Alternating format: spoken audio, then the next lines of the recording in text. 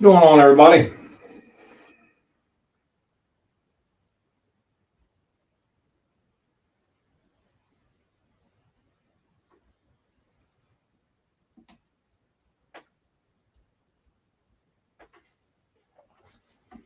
Who do we have out there tonight?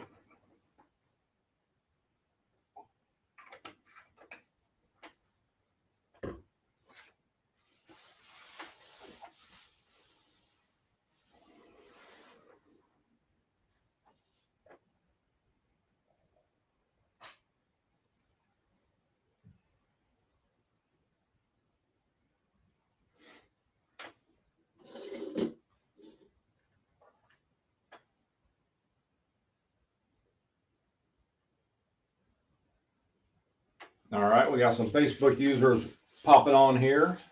I apologize. I don't know who you are. Why it just says Facebook users on some of you is beyond me, but we have not figured that out yet.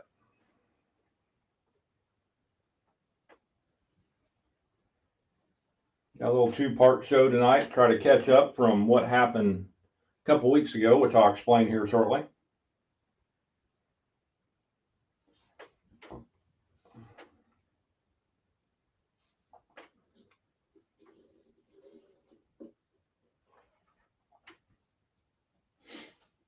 Such a beautiful night out. I wasn't surprised that nobody wants to jump on the night Harley. Here in Central Illinois, it is beautiful.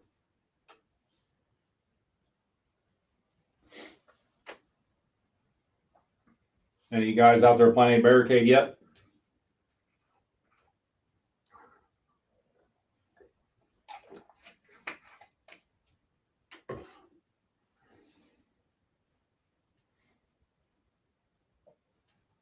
Anthony Miller, good to see you, bud. Good to see you on here. I appreciate it. How's the weather in Ohio today?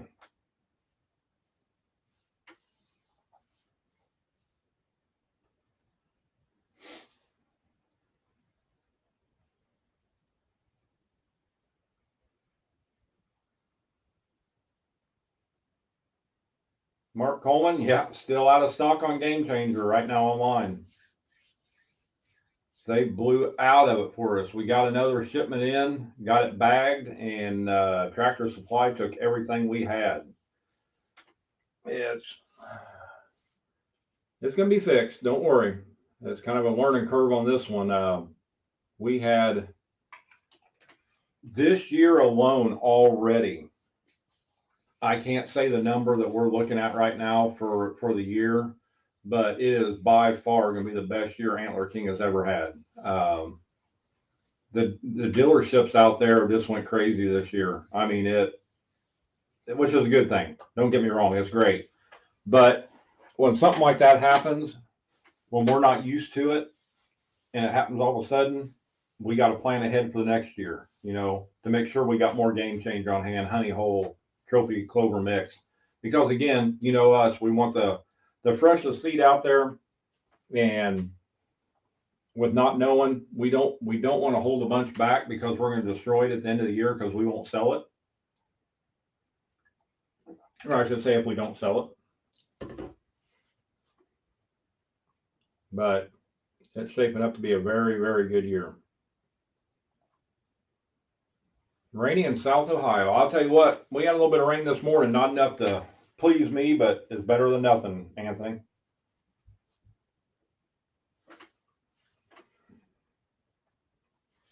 Mark, you placed your Barricade order yesterday? Yep, I got your order. It's already ran through, bud. I was going to charge you triple, but I thought you're a pretty good guy. You help me out shows all the time as a good pro staffer, so I thought, well, I better just give it to you. You know how that goes. We got pretty low on it too. They about robbed me of all of it too, but we got some more bagged up. We're still online with it, so it's good. Doug Lamb, good to see you on here, bud. I'll tell you what, guys. Let's just go ahead and start this off. Some people will jump on. Uh, First things first, I want to apologize for 2 weeks ago when I had to cancel at the last minute of this show. Um, I know I don't have to explain myself, but that's who I am. I kind of had a little scare. Uh, For the people that don't know, for the last 8 years, I've been suffering through lupus, which the medicine they give me is actually a small form of chemo in a pill. In doing so, it is not only turned my hair gray and white as can be, uh, it has completely destroyed my teeth, and to the point where I didn't know it. It was from the root system out. And I started having some severe pain. I went in that Monday to the doctor. The doctor sent me to have x-rays. That evening, he told me I had to get to the dentist the next morning because I was very acceptable to a staph infection.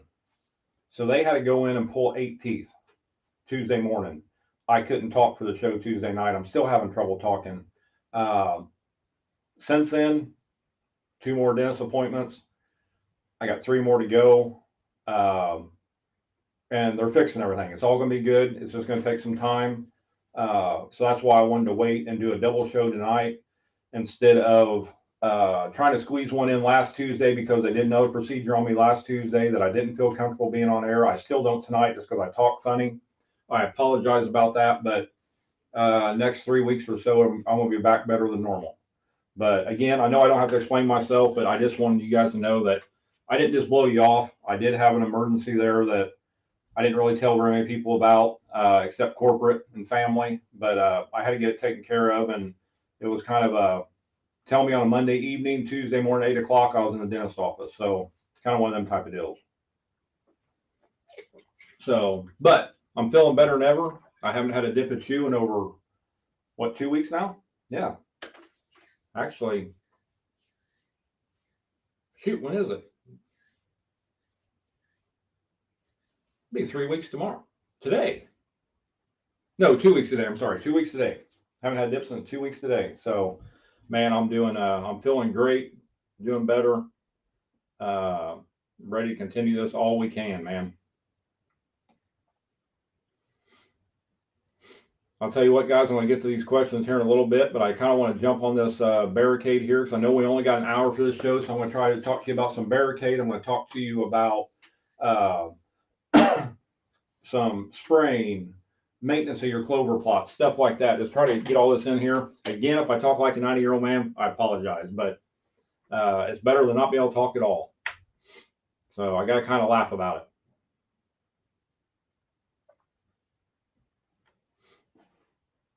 Doug Lamb, I will, bud. I'll give you a text, bud.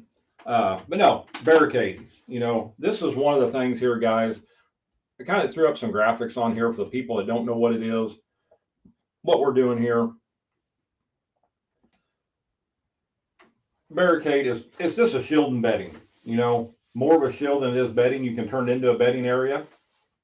You definitely want to plan it a little different, maybe a little lighter for a bedding area. But if you're looking at something like our Barricade here, you know, you're looking at a 1/4 acre bag that's going to plant a strip 8 foot wide, 1/4 mile long. You know, you get a lot out of that $20 bag. It'd go a long ways. I threw this spreader up here. This little spreader right here is my favorite tool when it comes to Barricade. It's the only time I use that spreader. And the reason I like it so much is you can adjust it from 5 foot spread to a 12 foot spread. So you don't have to worry about, if you're trying to do an 8 foot wide strip, you don't have to worry about over spreading it way out. So you can set it down, almost get to that 8 foot, step off to the side a little bit, walk down, and do a nice 8 foot strip for you, 6 foot strip, 5 foot, you know, anything like that, all the way up to 12 foot wide in just one pass. Works out perfect, very adjustable, and it is battery operated. Works very, very slick. Best $20 I ever spent there for Barricade. But no, with the Barricade, you know, we all got them places out there. I got them especially. I got a lot of what I call road hunters. And I don't mean people shooting deer off the road. I mean people driving around just like I love to drive around, look at deer. I have a clover plot and a blind and a stand set right on a power line. The people want to drive by right before dark, looking at deer, watching deer. Gets the deer jittery, skittish, the buck standoffish. They won't come out till dark. So I put the Barricade up across from the road. So when they're coming by the road, they can't look into that power line Works out very, very well. Another thing I like using Barricade for, on the other end of that, and you guys, a lot of you guys that are on here that's followed me for a while, you'll see a lot of my power line plots. I got a power line that runs north to south. And on that north to south, in the middle, it drops down, goes across a creek, back up, and then I got a great big monstrous clover plot, big L-shaped plot on the south end. What I used to have was a lot of bucks standing on that other end down there looking across to the plot there, because I hunt these two areas with different winds. And the bucks will look over, not see any does, and wouldn't come investigate. So I started putting Barricade on the end of that plot too before it drops down to the creek. Now they can't see from one plot to the other. They have to come investigate, see what's in there. So I like making little walk-through trails with them. I'll take my 2-foot DR mower, and I'll make a little walk trail through the Barricade, so I know when they come out, that's where they're going to come out at. And it works out very, very well. But this is a Barricade spot here. It will grow 8 foot tall. It will grow a lot taller than that if you pour the nitrogen to it. This plot right here, with this Barricade on it, this is my best friend's plot, Eric Kibler's. And as you can tell, it's a lot taller than 8 foot because he loves pouring the nitrogen to it to get all he can get out of it. So it works very, very well. Now, a lot of people talk about the sorghum that's in this mix. You hear a lot of people being skeptical of it because they're saying, hey, it's going to fall down with the winter. The snow is going to push it down. Everybody knows what the weather is like here in central Illinois. The wind blows 900 mile an hour, cold, frigid, quite a bit of snow. And I kind of added a picture here of this Barricade here. You got a trophy clover plot. We got Barricade on there. This Barricade is actually shielding the road, so people can't look in on this one here. Again, this is Eric's Barricade too. I like using his pictures because it's such a bigger area. You can see a lot more. And he really manicures everything he does. Him and I are just alike when it comes to manicure and stuff. So, but when you get snow, that was last fall. This is this spring. After all of our hard snow, 50 mile an hour winds, multiple 50, 60 mile an hour winds, the whole 9 yards, a lot of snow load, rain, ice, freezing rain. It's still standing. You know, yes, it's not 14 foot tall, but it's still doing its job. So for everybody that talks about how this type of mix will not hold up to the snow and everything, that's kind of the proof in the pudding right here. So again, I always got to throw in my favorite tool right here, the Packer Max. If you don't own one, get one. I'm not sponsored by them. That's my favorite tool. You can make the best looking plot, especially Barricade, best looking Barricade in your life with a cola packer like this. So that's why the Barricade's on it. This is actually my power line here that, as you can tell with this plot here, instead of doing a 6 foot wide strip, I went ahead and went a little wider with it. One reason I did is I had a couple trees come down. When I planted the clover that year, it was a plot that I was redoing my clover in. I didn't get the trees out in time. So after the clover got established, I decided to go in there because you got to wait till that ground temp hits about 60 degrees before you plant this Barricade. Do not plant it prior to 60 degrees. You want that ground temp at 60 degrees plus. But I went in and just made it a little wider. So this is actually it's about 30 foot wide. But again, it withstands so much right there. The north blowing wind hits this so hard every time. And then a south wind comes barreling down through that power line. So I like it being a little wider. It doesn't have to be that wide. I usually run an 8 to 10 foot strip through there just fine. But now I'm back this year. I'm back last 2 years. Actually, I'm back to just doing an 8 foot wide strip. But that's why it's so wide. Just kind of want to explain that to you. But again, if there's anything I can say, please wait till you're at least 60 degree ground temp, at least. 90% of the customer calls I get for Barricade are that it's not growing. And the first thing I ask them, where are you from? What's your ground temp? 90% of the people I talked to this year with this problem that actually went out and tested their soil after I asked them to, they're in the mid 40s on their ground temp. You'll never get germination out of it. So you got to get in there and get that let that ground temp get up. Usually when you start seeing farmers planting soybeans, if you're in an agriculture area, That's when you know that ground temp's up warm enough. So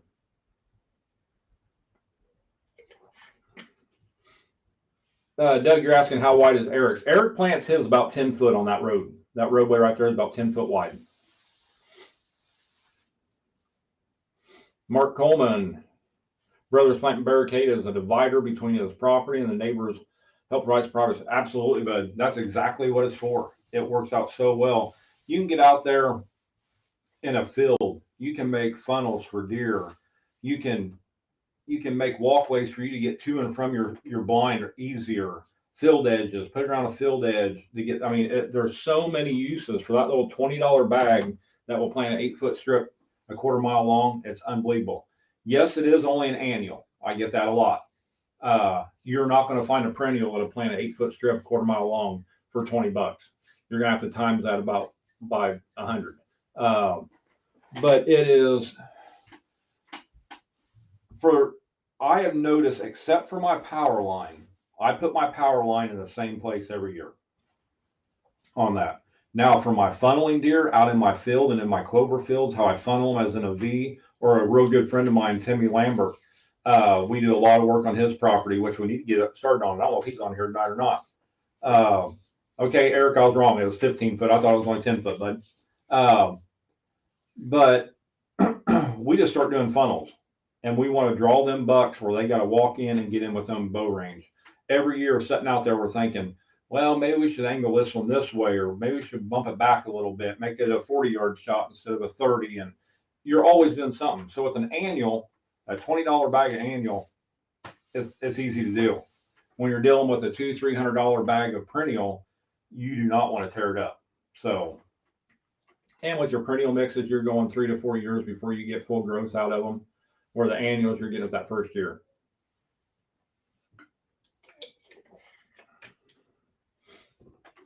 Now, Doug, I'll let you pick the answer, either me or Eric. He says 15, I say 10. He's trying to remember right. He's getting a little older, you know, he just retired. So I might be closer to being right than he is. You just never know. But I better watch what I say, because he's got, hell, he got 2 deer of mine and 4 turkeys. Heck, I don't know. I better keep my mouth shut. I think Eric's right, 15 inches. Let's see what other questions we got here before we jump on to the next one.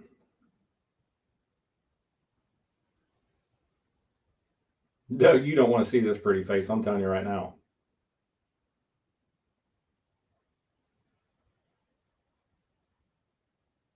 That's why, actually, I never thought about it. I should have kept a picture up there the whole time. But no, also, guys, like I said before, Barricade loves nitrogen. It loves it. Don't get in there with urea and burn it. But if you're getting the moisture, the more nitrogen you can pour to that, or our Jolt right here, loves it. What I actually do, I got a boomless sprayer on my 3-wheeler spray rig, and I can actually turn that nozzle sideways so it will fan out sideways. And I will just drive down one side of my plot of my Barricade, turn around and drive down the other, and it fans it in on it. And I'll do that half dozen times a year, and it just loves it. So Mark saying book says plant a 1/2 inch deep soil, 5.5 pH or higher. Use triple 19. Yeah, that triple 19, you know, for a nitrogen based plant, triple 19 is great. A lot of people can find that. Like with me just planting one of my other ones here the other day, I got in there, and I will go to like Rural King, was Big R at one time, now it's RP, I think, Home and Harvest. I will go in there close to winter when they're getting rid of all their fertilizers and they're marking them way down, and I will buy what they call Jump Start, and it's 40-pound bags of 32% nitrogen that they use on yards for landscaping. And I can buy them 40-pound bags for like $5-6 a bag. And a lot of times I'll buy the pallet. You know, they have 20-30 bags on a pallet. And that works perfect for these nitrogen based right here. But again, make sure you keep eye on the moisture. You do not want to burn this up. Now, like Mark said, 5.5 pH, it will grow in a 5.5 pH. But if it will grow very well in a 5.5 pH, we all know, if we know the soil, if you get it closer to a 7.0, you're going to get maximum growth out of it. So that 5.5 pH, you are going to grow it. It's going to be good. The higher you get that pH, up to closer to that 7.0, let's just say a 6.0 to 6.5, that stock's going to be a lot thicker, a lot stronger. It's going to withstand a lot more abuse. So even though it will grow in that 5.5, make sure you get that pH up, guys. If you can plant it up to 1/2 inch deep, I never go that deep with mine. I usually run about 1/4 inch, and that's what I can usually get out of my Packer Max. So that's what I kind of go with. Don't go any more than a 1/2 inch.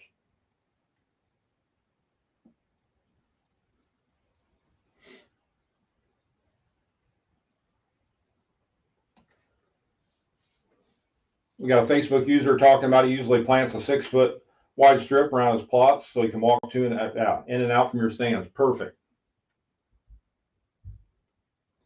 Anthony, I see your question on here now. What does my pH have to be? Again, bud, it'll grow in a 5.5, but you're going to get a lot better plant, healthier plant, stronger plant. You get up in that 6.0 to 7.0. And you're going to be able to utilize all the fertilizer. You're not wasting any money on fertilizer. You got another Facebook user here. It could be the same one. Sorry, guys. I don't know why your name's not coming up on here. Central Wisconsin, when's the best time to plant the Barricade for a shield to the road? Again, if you can plant it when that ground temp hits 60 degrees, because what you have here, you got a plant that is a slower growing plant for the first quarter part of its life, and then it explodes. So a lot of people plant it and it'll come up a little bit and they're like, man, this stuff ain't doing nothing. You wait a couple of weeks, next thing you go back, it's a little higher. You get about that third petal on it and it shoots up. So you can plant. I've actually tested it where I planted it in July before, and I had 9-foot growth October 1st. But I poured the fertilizer to it. We had good moisture. So getting it planted as early as you can, anytime that ground temp hits 60 degrees or warmer, the earlier you can plant it, the better off you are, because you never know what Mother Nature is going to give us. Last year, she gave us a drought here in Illinois. It got up about 4 foot tall for me, and it just stunned out for about a month and a half with no rain. And finally, I averaged about 7 to 8 foot growth last year on mine, just because of we didn't get any rain. 3 months with hardly 0.2 of an inch.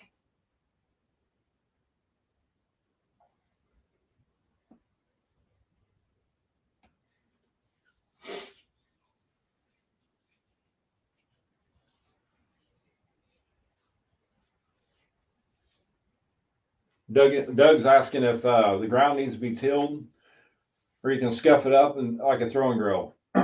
It's better, Doug, if you can prepare that seed bed with a seed like this, because you want a little bit more coverage. Like if you get in like their honey hole and stuff like that you've planted before, you can kind of do a no-till application, scruff it up. But you're better off if you can get in there, and even if you just work that top inch and a half, 2 inches there, and so you can get a little bit of coverage on that seed, a little bit of compaction if you're using a cold packer. You really want that. It'll really help you out a lot.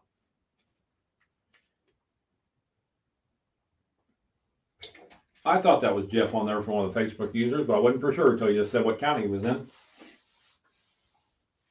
And again, with nitrogen, guys, especially when you're working that ground, I've said a million times, if you can work in that nitrogen prior to planting, you're gonna gain so much more, because nitrogen will actually evaporate in the air. So if it's laid out on top, you don't get the rain, it don't get seeped in, you're going to lose a lot of nitrogen from evaporation. So you definitely, if you can work that in, that's the prime time to do it. I mean, I always spread all my fertilizer and then I'll work it in that same day. So that's just the way I do it. I don't like wasting money. And with the loss you can get out of nitrogen by evaporation, it's best to work it in.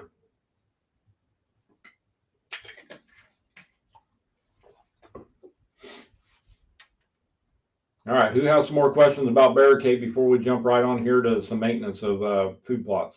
I want to go back here and look, see who I missed.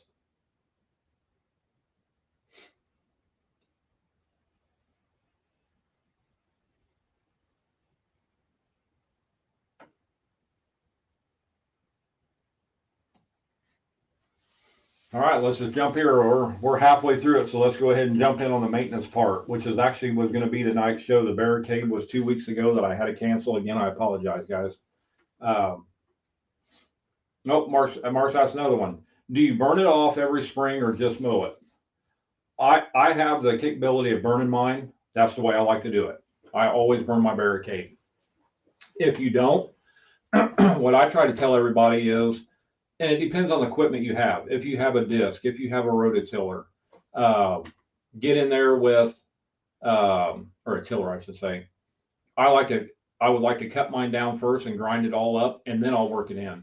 The good thing about working it into the soil like that is you're actually building that soil. You work that in, it's good organic matter. It's going to good for holding water, hold a lot of moisture for you. It's good all the way around. So if you're burning it, it's good, and for the ash, and then it's also good for working it into the soil with a tiller. So if I couldn't burn mine, I would mow it down and chop it up as much as I could, and then I would work it in with my disc.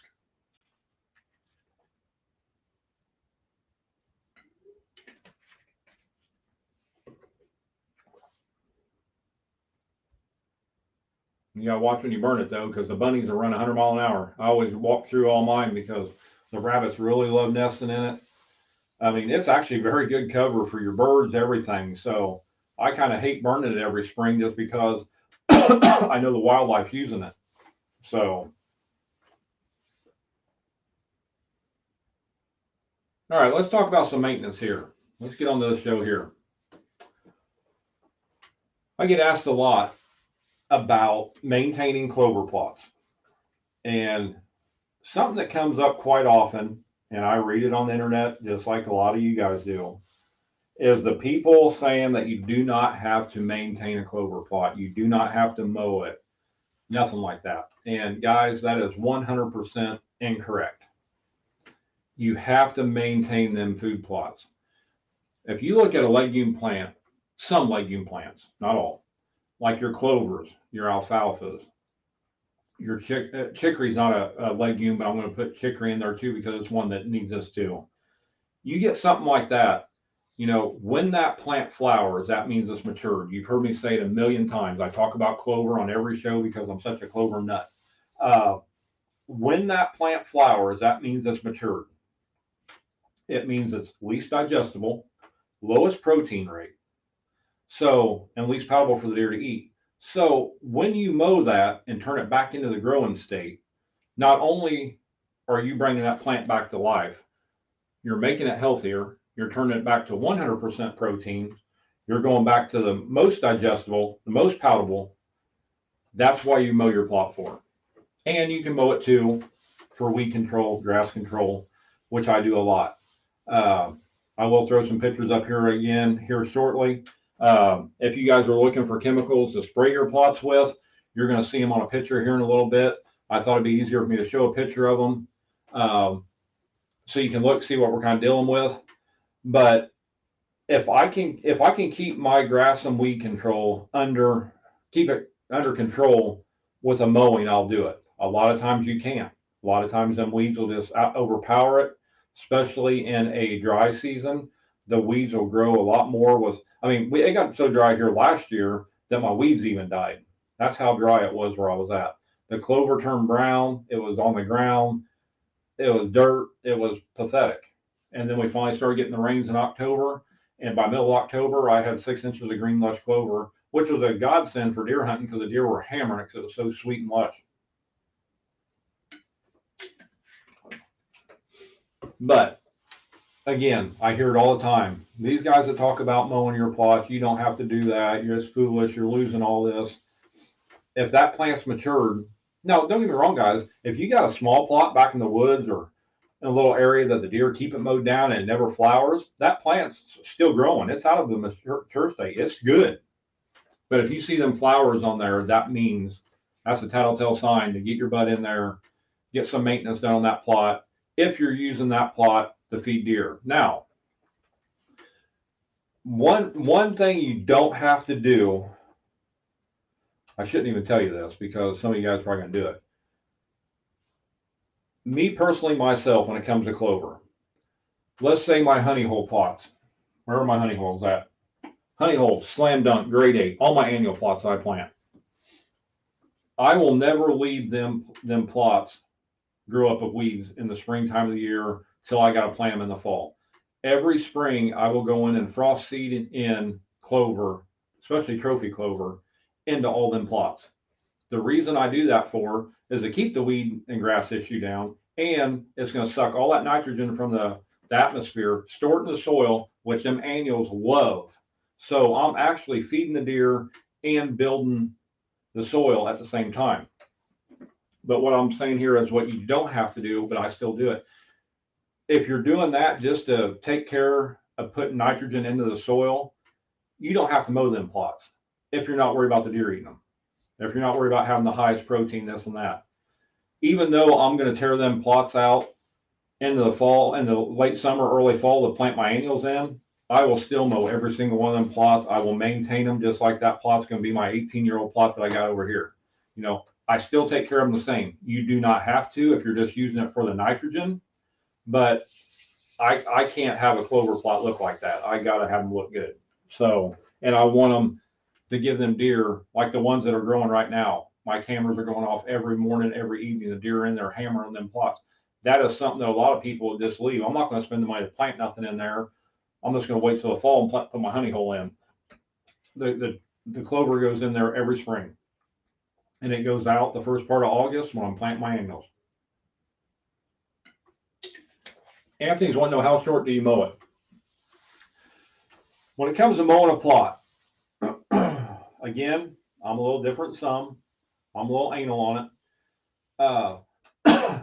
If you're getting decent moisture, you never want to mow one when you're in a drought. But if you get moisture, the plants are growing, that flower comes on, and you want to get out there and mow it, I'm saying 6 to 8 inches leave up. That's going to leave you a plenty stem. It's going to cut all the tops off. It's going to turn it back into that growing state.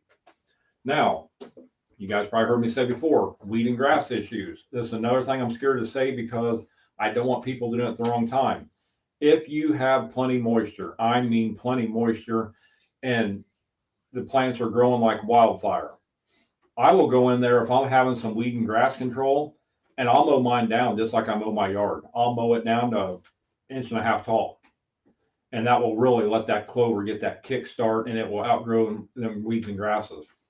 Don't do it if you don't think you got the moisture. You do not want to burn that plot up.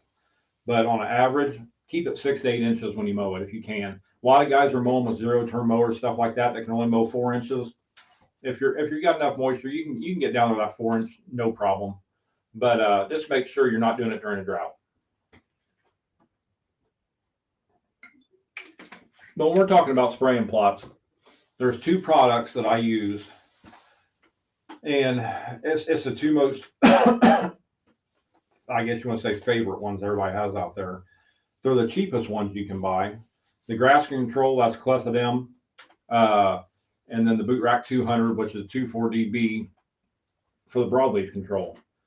And when you go to the grass control, let's see what I got here. The clethodim right there, that clethodim, your Rural Kings, Tractor Supply, stuff like that. Now, again, there has been some so-called shortages on herbicides this year, where I know our Rural Kings around here are loaded with it, but like our Tractor Supplies, they don't have any. Not saying you don't in your area, but usually clethodim, you can find it almost anywhere. Now, the Boot Rack 200, which is actually the 2,4-DB, make sure it has that B on the end of it. 2,4-D as in dog, B as in boy. If it does not have that B as in boy on the end of it, you will kill the plot. You do not want to spray it with 2,4-D. It has to be 2,4-DB. So again, 2,4-D as in dog, B as in boy. But the Boot Rack 200, you can find it at a lot of places. I just get mine from my local ag store anymore because it's actually cheaper there than it is at Rural King. I can buy a 2.5 gallon jug for about $38. Where the clethodim, you're in about $120, $140 for a 2.5 gallon jug. So that little, but the 2,4-DB, that's what you're looking for your weed control, and the clethodim, that's what you're looking for the grass control. Now the cleth, you can spray it on actually anything we have, you can spray clef on. If you do spray it on the no sweat, which it does have some rye in it, it will kill the rye. But as our slam dunk, honey hole, game changer, trophy clover, Booner Buffet, anything like that, the grade 8, you can spray it on there. You cannot do that with the 24DB. The 24DB is your clover only. If you spray 24DB on any of the annual mixes, you will kill most of that mix. So now, what I really push for everybody, and I know a lot of guys want to just hurry up and get it done, never mix these two products together. You always want to wait about 7 days apart from each other. If you're wanting to spray weed and grass, spray one of them and wait 7 days, spray the other one. These are selective herbicides. They're made to not kill the like the clover wort to keep. It will not kill it. It will stun it for a little bit, and then it will bounce back. But I have found when you mix these two together, you can have the issue of stunning that plant even more, and it takes a lot longer for it to bounce back, and it can stun it pretty good for that year. So always want to mix them and spray them separately 7 days apart. I like mixing some crop oil with mine. Well, I lied to you. I'm cheap. I use Dawn detergent. So you can use crop oil, but I just go buy gallon jugs of Dawn detergent, and I'll run about 32 ounces of Dawn detergent in a 25-gallon tank. It's excellent for a crop oil. So, and you can see where you're spraying with it. So just a little trick of the trade there. If you can't find any crop oil, get you some old cheap blue Dawn detergent, this soap, and that's all you need. But I will mix out with either one. Both of them, like our clover fuel, when I am actually, I guess I gotta get it over here somewhere for you. There you go. When it comes to spraying, I will always mix my clover fuel with my perennial plots. I will always mix the Jolt in with my annual plots. I always mix it. And number one reason is that fertilizer is going to help, even though it's going to stun that plant, it's going to give it a kickstart and let it get healthier quicker than without it. So you're actually killing the weeds and feeding the clover at the same time. You can mix it all in the tank together, one pass application, you're done. So now when it comes to spraying, let's just say our clover fuel. I'm a little different than some. I will always go in usually and spray my plots. I'll wait 12 days. If I'm spraying clethodim, if I'm spraying 2,4-DB, I'm waiting 10 to 12 days. Then I'll go in and mow it. Now, a lot of times I'm putting the clover fuel in with that spraying, but when I mow, I always spray clover fuel after I mow too. So I know it can get expensive that way, and it does. Don't get me wrong, it will. But you cannot overdo clover fuel on the trophy clover, game changer, or Booner Buffet plot. So I'm always using it pretty hard. Let's see what we got here. Oh, Danny Robinson's on here. Good to see you on here, bud.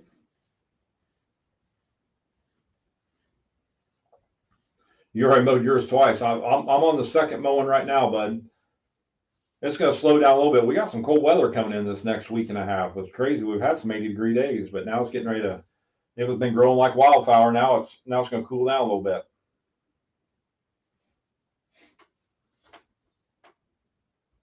Yep, just topping that plot. That's actually, like Danny said, taking just topping it. When you ask on how tall you should leave it, I like I said, 6 to 8 inches. I feel comfortable telling people that. But Danny's plot here, it's about a foot tall. So when it's about a foot tall, he's taking the tops off of it. So he's leaving more standing. That will turn that plant right back around to that growing state. No matter if you take the tops off or if you cut it in half, it's going to do the same thing.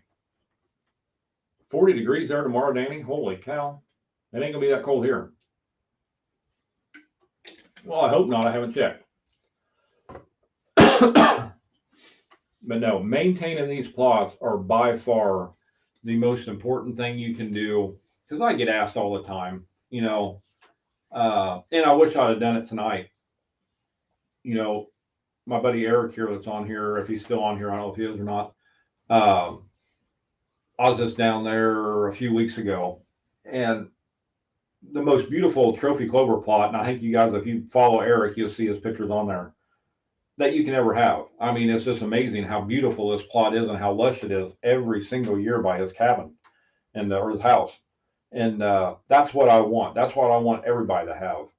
A lot of people ask me, well, you must spend a lot of time on your plots because they all look so good. Your clover don't have it looks like a catalog cover clover. Well, it's because I spend the time doing it. It's a lot of work, but the payoff's good on it. You know, I'm feeding the deer a very high protein food source. The more thick, the lush that plot is, the higher in the tonnage you're going to have per acre of food for these deer.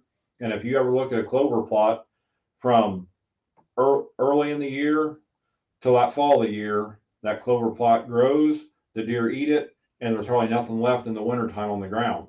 So the more food you can put in that plot, the more them deer are eating. So you're feeding them deer even more and more. So I don't want 5 tons of forage per acre. I want 20. I want 30. That's what I'm looking for. It takes a lot of maintenance to do it. But again, it's worth it in the long run. And then each year gets easier and easier. That first year is always the ugliest looking clover plot you're ever going to have. You get into that second year, it's getting better. The third year is awesome. Fourth year, fifth year, you're taking all that real estate away from the weeds and grasses with these big lush clover plants that you don't have as much maintenance as you would that first and second year. So that first and second year, you will work at it. But again, very, very well worth it for the deer. They're getting exactly what out of what they need. And then you come in there in the fall time of the year and you start throwing your honey hole, your grade 8, your slam dunk, stuff like that. You're throwing that on the ground and getting it growing for that high energy food source that gets them built back up after that harsh rut. So that high protein is just as important in that spring and summer months as that high energy food is in that fall and winter and the next early spring is. So you definitely want to have the best of both worlds. And again, guys, like we're talking about spraying here, the honey hole. A lot of you guys using honey hole, you get grasses in it. That clethodim that I just showed you, you can use it on there. The slam dunk, you can use it. Stuff like that, you can use this stuff in these mixes. You just do not want to spray any kind of like the 2,4-DB. You do not want to put any kind of broadleaf herbicide on. You do not want, and here's a new one. I've thought about this over the years, and I've had 3 people call me this year already on this. And I never thought to even mention it, but I had people actually buying fertilizer that was a feed and weed and wondering what's going on with their plot. It ain't performing, it ain't growing. It's actually killing that plot. So watch the fertilizer. Don't use any kind of weed control fertilizer because you'll have an issue. Crabgrass preventer, stuff like that, people are having issues with. I have not tested the crabgrass one, but I had a guy playing it with our no sweat and called me and said it killed it and all the grass and everything in it. And he really wanted it for the rye that was in it to help build this area up on this 4-wheeler trail, and it killed it. And it's because that crabgrass preventer. So watch what you buy there on the herbicide because you can get some stuff in there in the fertilizer that will the weed stuff in there. Just I'd stay completely away from it.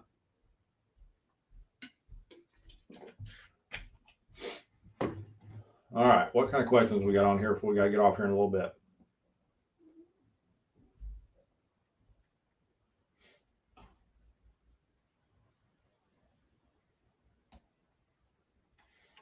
What about maintenance for southern greens? Southern greens, you got to kind of watch there a little bit because you're dealing with some winter wheat in there. You're dealing with the brassica, which is the collard greens. You're dealing with the radish. Because of the winter wheat, I would stay away from spraying that plot. You could probably get by, especially with clethodim, you can get by with a low dose, but I would rather you test it on a spot than just go out there and spray the whole spot. And actually, I'll probably do that this year just to see what it does to it on one of my southern green plots, because you could have a very good chance of killing that winter wheat out of there. So you really want to watch what you're doing there with southern greens. Just because if it wasn't for the wheat, you could spray that clethodim no problem for grass control, but absolutely no broadleaf control at all on it. You don't want to spray anything for broadleaf control. You will kill the collard greens and the radishes out of it. So you definitely don't want to do that.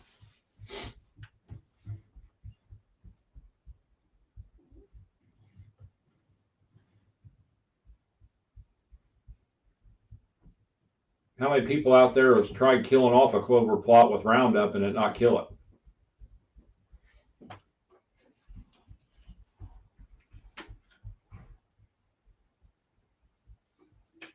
I got a clover plot right now you can spray it on and it will not kill it. And it's not Roundup ready.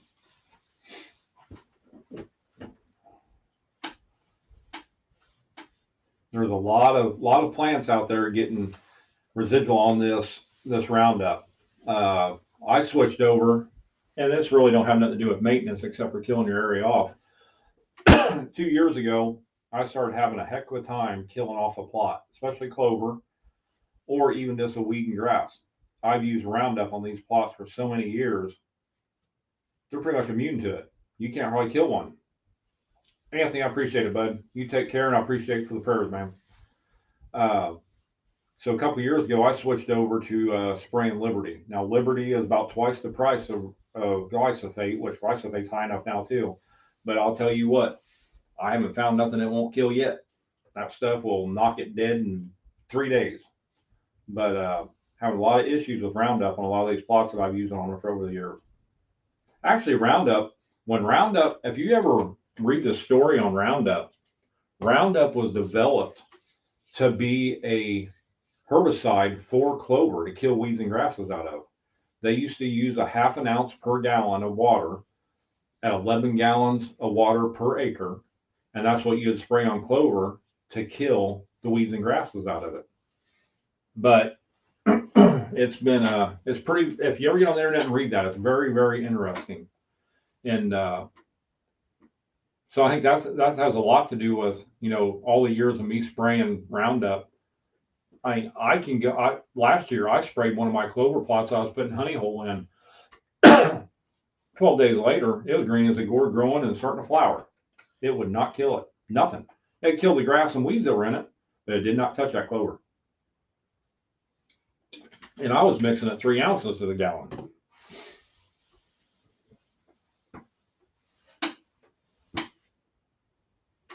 Yeah, killing that trophy clover, like I say, it can be hard. I mean, like I say, the one thing I don't want you guys doing, stay away from 2,4-D when it comes to trying to kill off an area. 2,4-D, with that residual that's in it, you got to wait about 30 days prior to planting. You got to spray it 30 days prior to planting, or you could kill the seed in there. So you want to stay away from that. And 2,4-DB will spread. I mean, not B. I'm sorry, 2,4-D.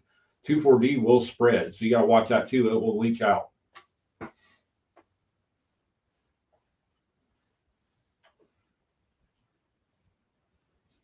Yeah, Danny on here talking about how he sprays his trophy clover with glyphosate several times and planting honey hole, and the clover always comes back. Exactly right. That trophy clover, as hardy as it get, they don't come any hardier. Not just because it has Antler King's name on it. That mix right there is bulletproof. Now, if we didn't want to kill it, we'd kill it. That's the bad thing. But trying to kill it, you can't kill it. All right, guys, looking for a few questions here. You got any more questions here before we get off here? I think we pretty much covered everything. Maintenance is pretty simple.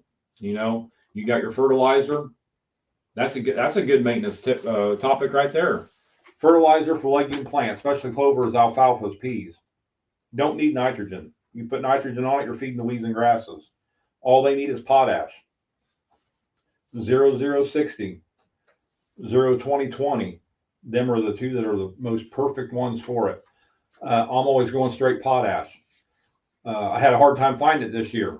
My buddy Eric turned me on to a guy down south, about an hour and a half down, an ag place down there, and I went down with the trailer and and bought a ton of it right there. So it worked out perfect. But that's all it needs. You put nitrogen on a clover plot, you're actually feeding the weeds and grasses. It's not feeding that clover at all. Now, the other, like if you're using a 5, 15, 30, something like that, you're still getting the potash there, but you're also feeding the weeds and grasses with nitrogen. The clovers do not need nitrogen. Mark Coleman, how often do you spray clover fuel on a clover plot? If the truthful answer is that is how thick's your billfold. That's how truthful it is. I spray mine probably 5 times more than what you need to spray it, just because, and I shouldn't say it that way. Every time you spray clover fuel, that plant's always going to benefit. I highly recommend 2 good sprayings every year. I spray clover fuel every time I mow. So it depends on how many times and every time I spray herbicides. There's times I can spray clover fuel 10 to 15 times a year, or a season, growing season, depending on Mother Nature, the whole 9 yards, and what I'm doing. But we highly recommend doing an application after that plant is 3 inches tall, and then another application throughout the summer months. So that application through the summer months, when it's hot, real hot outside, try to stay away from that midday spraying. Get in there early morning, late evening, even if there's a dew on. I like spraying with a good dew on the ground. But stay away from that real hot, beating down sun in the middle of the day. But you can spray it as much as you want. You cannot burn the plant with it. You cannot stun the plant with it. It will. I mean, I wouldn't have no trouble spraying it once a week if I wanted to, if I could afford it.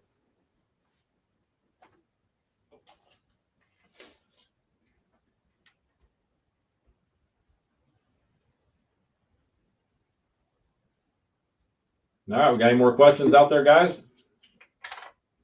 Mark Coleman, I know you have to have another question. You're always full of questions.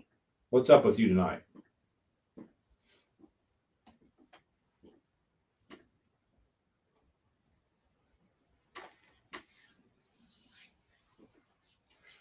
Danny on here is talking about how he rotates his clover plots to an annual every few years. What do you suggest to plant to help get rid of the grass and weeds without using herbicides? Danny, I think you're talking about plants. I'm not for sure there. I mean, without using herbicides, the best herbicide out there that you can plant is cereal rye. I mean, anybody that's ever planted cereal rye, it puts out its own. It will a weed-free plot like you'd not believe. And actually, if I do any uh, springtime planting or fall time planting of clover, I always add cereal rye to my clovers. So, and I'll let it get up to that first mowing, and then I'll start mowing it down. But and usually by that first mowing, the cereal rye is usually about 14, 15 inches tall. But it will really, really help with keeping the grass and weeds out of that plot. Absolutely, fall, winter, spring, Danny. If you're looking for a fall plot to plant, like you're rotating your clover for a fall, that fall, winter, spring, that's our cereal rye blend right there. Danny picked up on that one. I said it wrong. I just told you cereal rye, fall, winter, spring. There you go. Danny, I need you to keep me on my toes, buddy. I appreciate that. But yeah, the fall, winter, spring is the number one thing when it comes to helping a plot, keeping it weed free, grass free, and feeding the deer at the same time. You can't beat that fall, winter, spring. Old Danny helped me out like always, I tell you. I don't care what you're doing next year, Danny. You're going to be at the show with me. I'll tell you that. I missed the heck out of you this year. I know we talked about it a million times, but I did, bud.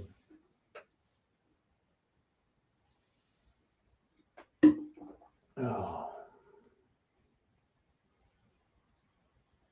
Well, guys, we're down here at the last few minutes, and my old trusty Mark just jumped right on here.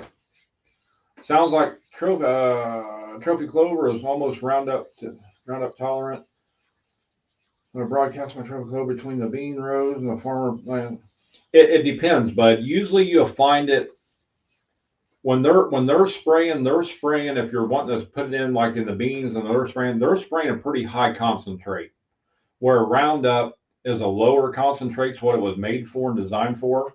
what I have found is an area where I've planted clover in an area that has had a lot of Roundup used on it.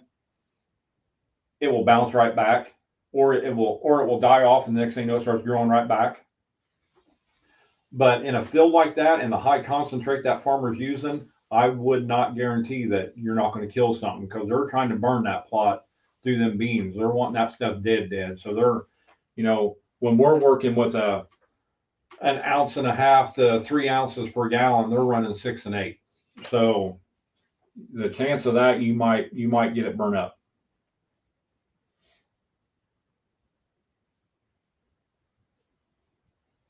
And when he sprays for weeds, yeah, you're exactly right. If he sprays something different for weed control, something separate besides glyphosate, it definitely going to have an issue.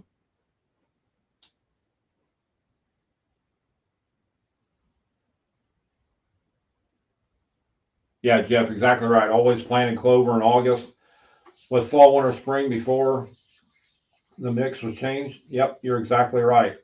The fall, winter, spring, when he says the mix has changed, we went from having no radish in it to we have radishes in it now. Before you're looking at buckwheat, cereal rye, and winter peas. Now it's got the radish in it. Some ways, yeah, for an awesome fall food plot with a lot of forage, you can't beat it the way it is now. But as using it for a cover crop like we've used for many years, it's better without the radish in it. So when I do the cereal rye with my clover, when I add it to it, I just get our 1 pound cereal rye bags, mix it in with it, and it works very well. So yeah, I don't want the radish out there either, Jeff. Mark, I appreciate it, bud. All right, bud. Hey guys, I'm gonna get off here. We're getting ready to strike 1 minute till they start throwing a buzzer at me here in a minute on this computer. So hope everybody's doing good out there. Appreciate everybody thinking about me on the little tough time I've had here the last couple of weeks. It's getting better. It's going to be 100% better here in a few more weeks. I'm looking forward to the next show, and I don't know about the one after that. I might have to postpone one more because I'm going to be down and out for a couple of weeks there, so I don't know how that's going to fall. But we'll definitely get going. Kevin McFarland, good to see you on here, bud. But again, if you guys need anything, reach out to me, call me, text me, message me, get on Facebook, whatever it is, and we'll definitely take care of you. You guys have a great night, and we'll see you soon. Take care.